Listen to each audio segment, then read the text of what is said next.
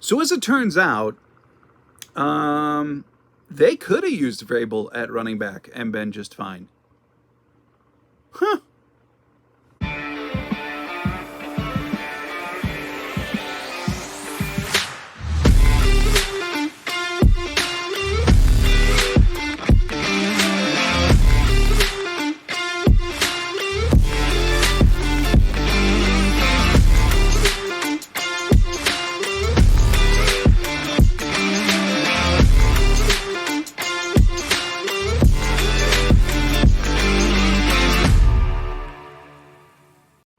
What's up, everybody? Welcome to another episode of Lombardi Time Brews. Yeah, this isn't my normal backdrop, but I am still your host, John Del Rey. See, I mentioned last week that I had a number of things going on in my life and everything, right? And when it rains, it pours, or maybe thunder snows, whatever, and sweet goodness is going on in Buffalo. So I was at the Packer game yesterday and did have a wonderful time. Thank you to those of you who sent me messages or commented, said have a great time. I indeed did. I was there with dear friends, and it was a great time. But come home last night. It's almost 1 a.m. by the time I get home, and my furnace was out. For those of you in Wisconsin, it's cold right now, and having a furnace out is not ideal. So, this morning, just horrifically thrown for a loop. And so what you see me right now is I am in my parents' basement. Very luckily, they are very supportive and I live near them. And so I came over here because there is currently work going on at my place, trying to get that furnace up and running again by people who are much smarter than me when it comes to furnaces. So still did want to hop on today, still wanted to give my thoughts from Packers versus Titans. Oh boy, yeah, another one of those games for the Packers. But sorry for the surroundings, and if the audio quality isn't as great, this is very stripped down from how I normally like to do it. I don't have many of my things with me that I normally use to record, but nonetheless wanted to get this out to you if you were so inclined to hear my take on what happened in another Green Bay Packer loss. So, first of all, before I totally dive in, I do just want to offer one thought. And it was kind of pointed out to me from one of my best friends in the world last night who I was at the game with. And he said, Aaron Rodgers, a lot of people are talking about, if Aaron Rodgers only has 1 year left, or if this is his last year, or whatever. We know time is coming to a close with the legend that has been Aaron Rodgers. And so you have to appreciate it, right? You have to appreciate the time that you have left, but there may not be enough appreciation going on for two Packers, and they're two Packers who deserve a shout out and appreciation. No, their career accomplishments have not been on the same level of that of Aaron Rodgers. Very few in NFL history ever have been. But that doesn't change the fact that these are very accomplished players, two players who epitomize what it means to be a Green Bay Packer, and that's Mason Crosby and Randall Cobb. Both could very well be in their final years in Green Bay Packer uniforms. And if they're not in their final year, we still know that time is running short. You see how time has affected these players. I mean, Mason Crosby, still Mr. Automatic from under 40 yards, 40 to 50. He's getting a little shaky, 50 plus. He's not hit it this year. His kickoffs this year aren't the same, and that was evident in the cold weather last night. You got Randall Cobb, who in his first game back was a definite spark plug, no doubt about it. But still, you just know time is running short in his career as well. So, two esteemed Packers who deserve shout-outs. Now, let's dive in. Green Bay Packers, Tennessee Titans, Thursday Night Football.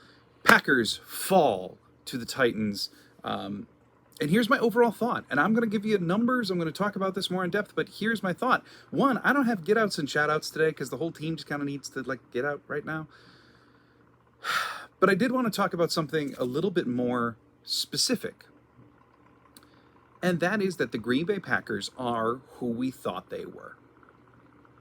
Earlier in the season, when the Packers had 3 wins and things were cooking and they kind of looked like contenders and they were high in everyone's power rankings and everything, they were making it work, right? But then it's like their true selves came out. The offense started stuttering, started sputtering, just problems, right? Problems all over the map. And they stopped running. And they kept on taking shot plays, even though there was no one to catch the shot plays, or Rodgers wasn't great. And then the thumb injury occurred, and the accuracy got more erratic. Whether or not it's due to the thumb, it did get more erratic. Defense, what in the sweet hell? And then, for half of the Buffalo game, we saw them run the ball a lot.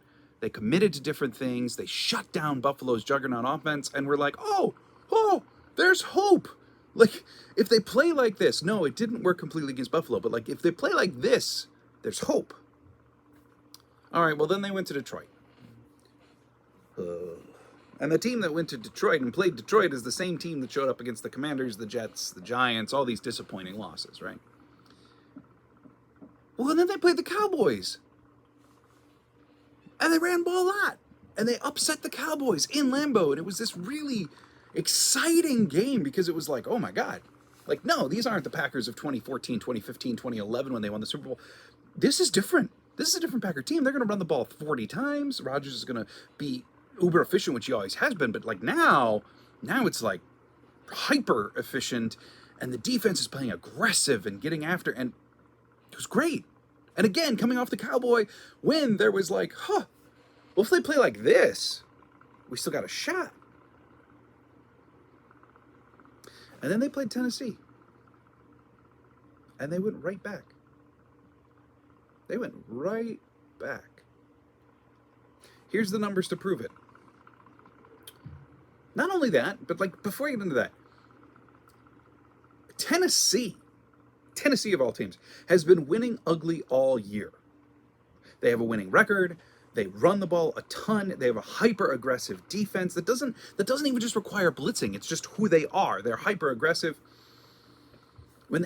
Frankly, passing the ball for the Titans has been a mess. They were 31st in yards per game passing the ball, but they didn't need to. They kept on winning games because the other two things were so strong. They controlled the clock.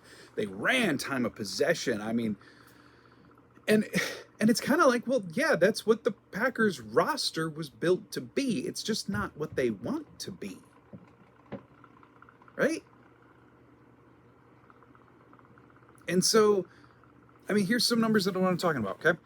Aaron Rodgers last night had 40 pass attempts. Eight of the 40 were play action. Ryan Tannehill, on the flip side, had 30 pass attempts. 12 of them were play action. 4 more play action, 10 less overall attempts. Now compare that to last week when the Packers beat the Cowboys. Aaron Rodgers only had 23 pass attempts, but 11 of those 23 were play action. And I know. The first thing that comes to mind is, well, maybe they couldn't do play action because the line was getting beat. We know that the Tennessee Titans have one of the best fronts in football, especially since Jeffrey Simmons returned. We know that they very rarely blitz, and yet they're amongst the top teams in the league with sacks. Okay, fine. But then I'm going to throw this at you.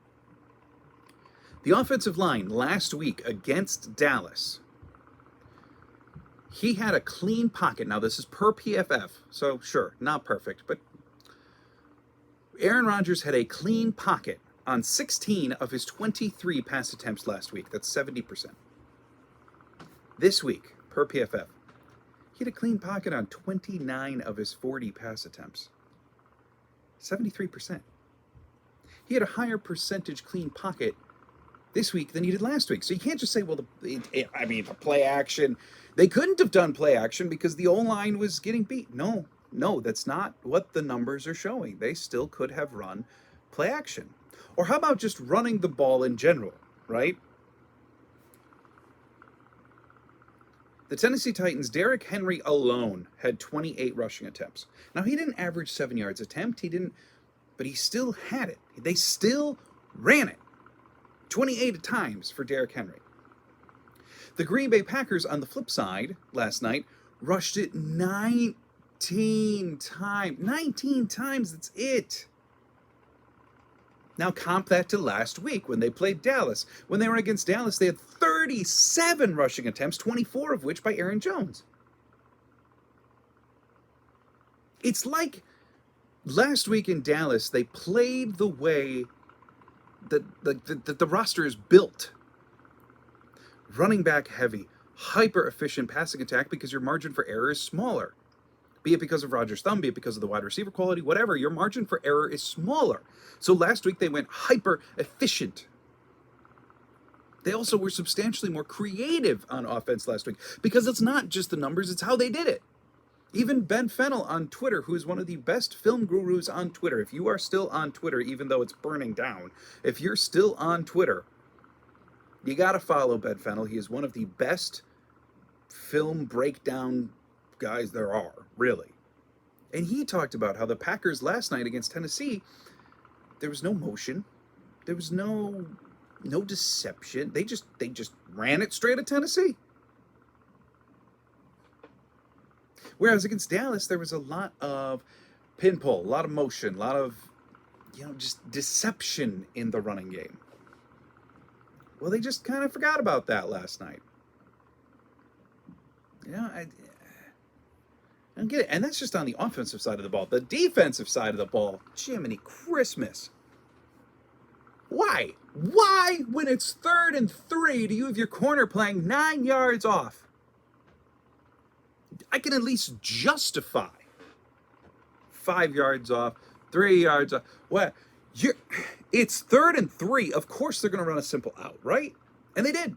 Again and again and again and again. And we have seen this now for years, dating all the way back to Mike Pettin. In fact, one of the reasons we all believe that Mike Pettin was let go was because he refused to have his cornerbacks play up to the line. And then Joe Barry last year, he did it sometimes, but he eventually adjusted, got them up close to the line. And now what the hell are we doing? I genuinely don't understand. Now, Matt LaFleur in his press conference today said he believes that this isn't a scheme issue, especially that the scheme is being communicated correctly. That this came down to player execution. For one of the first times, Matt LaFleur truly didn't throw his players under the bus, but he pinned it on them.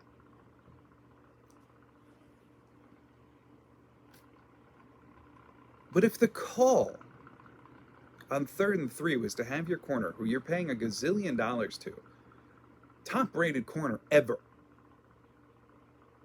to be 9 yards, what for?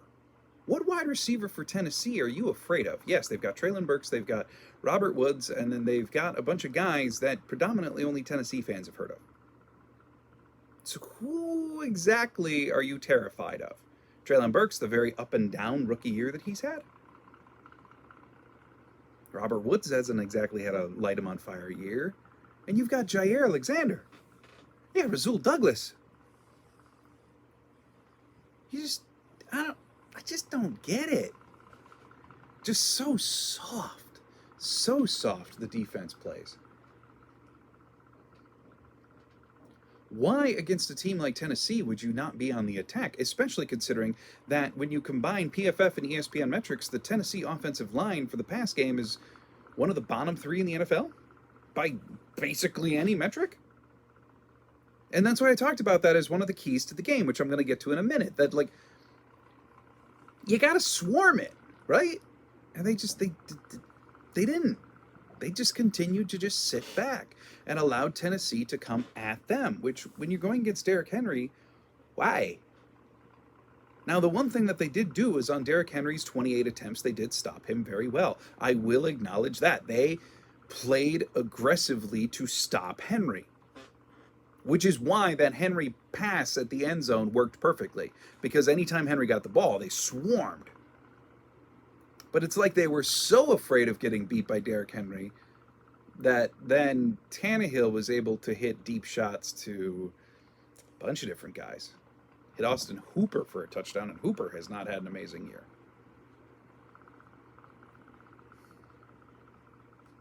Yeah, the players messed up, for sure. For sure. There were busted coverages. They did not play well. Okay. But, as I was kind of talking about last night, when you look across the entirety of the defense, right? Last year, under Joe Barry, there were individual performances that you could point to and say, hey, maybe Joe Barry's letting them be more free. Maybe it's working, whatever, because this guy is ascending. This guy is ascending. This guy is ascending. So, maybe it's going to work once all these guys get there, right? But now you're in year 2, and who on the defense is taking a massive step forward? Because you look across the entirety and it's like, damn near everybody's taken a step back.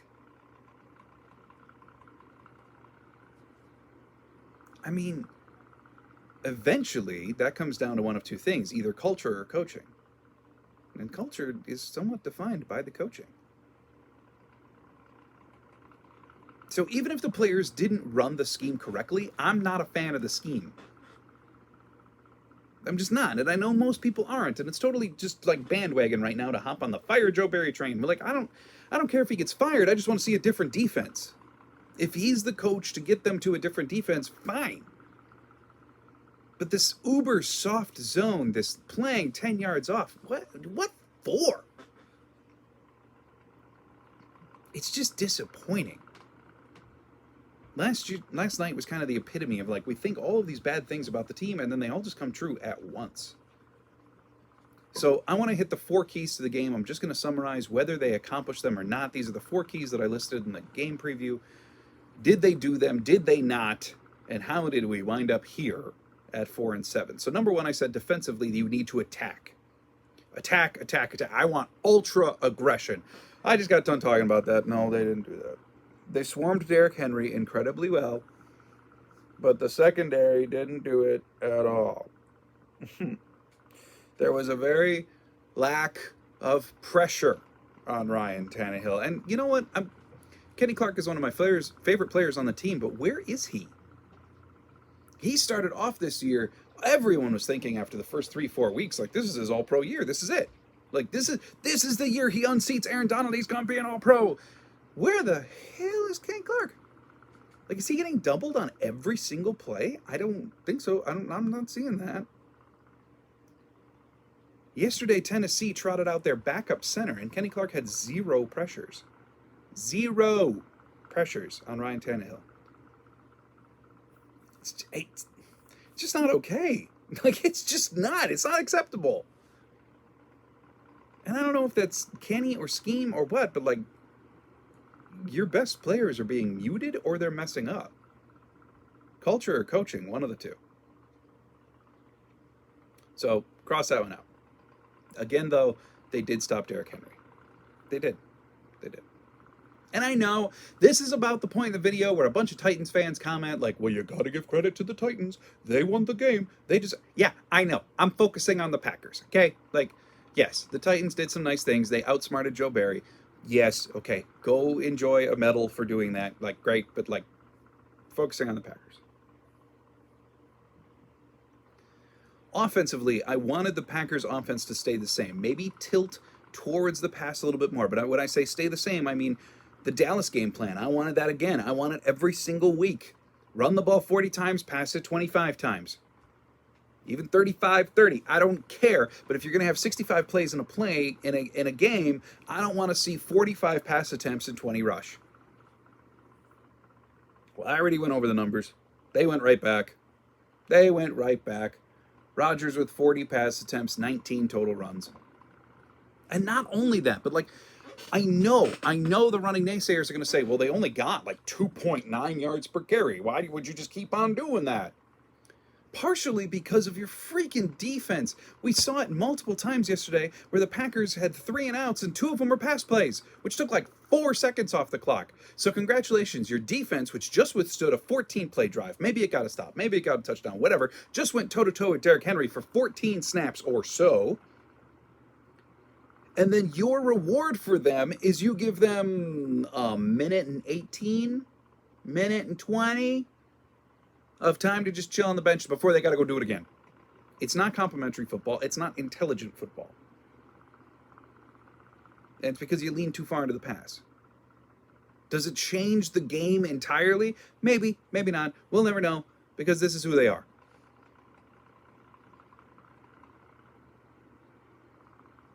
Also, if they would have been more creative in the run game, it might have helped. But, like, you know, that's an aside. So, no, I can't say that the offense stayed the same at all. They went right back to the offense that's lost them a bunch of games, not the offense that won them a game in the last month. Yeah. Number 3, play clean. I wanted them. Titans and Packers were dead even in penalties, and Titans had a better turnover battle. Like, if you can win those categories you stand a chance. Well, they lost the penalty one. Tennessee only had 2 penalties for 20 yards. The Packers had 5 penalties for 40. But they did win the turnover battle because of the 1 interception by Rasul Douglas, and the Packers were turnover free. So they got that one. And then number 4, I said, I want you to stay healthy. And I know this is not in Packer control. This is of no one's control. This one, they predominantly accomplished. I said, if you could stay healthy, you stand a chance. This is a game that I actually kind of liked for the Packers. If they would have played the way that the roster is built, not how they want to play, how it's built. The only real injury of note happened to come when Quay Walker, he went down with a shoulder injury. He did say after the game that this is not bad. It appears just to be a stinger. He should be good to go. LaFleur, I did not hear, it's possible, I was doing some other things during his press conference today. It's possible that LaFleur addressed it, but I didn't hear that at least. But from Quay Walker's own mouth late last night, it doesn't sound like it's concerning. So, that's Packers-Titans. The Packers now sitting at 4-7 definitively need to win out. They need to win their final 6 games in order to potentially make the playoffs, have a 10-7 record. This year might 9-8 make it. I mean, maybe, but they're going to need a ton of help considering that they have lost a number of the tiebreakers especially, so maybe, but like realistically, they got to win out. Right now, they get a mini bye. They get this weekend off. They can basically get 10 full days to prepare for the Philadelphia Eagles, one of the best teams in the NFL. Whoo, buddy. We will see how that goes. But you know what? One thing I can assure you, no matter how crappy they play, no matter how angry they make us, no matter the silly, silly decisions that they make, I will be rooting for them, their Green Bay Packers. And as you can see from all the stuff behind me, my dad, my family, all of us will too. So, that's it for this episode of Lombardi Time Brews. I do hope you had a wonderful day today. And hey, it's Friday. Like, it's weird to be doing a game recap on a Friday. So go out, enjoy your wonderful weekend. I will be back Monday with a new video on a new topic. So please, please, please enjoy your weekend. Be safe. Safe travels if you're going anywhere, because much of the country is going to be under snow. So safe travels for you. I hope you are doing well. And as always, go Pack Go.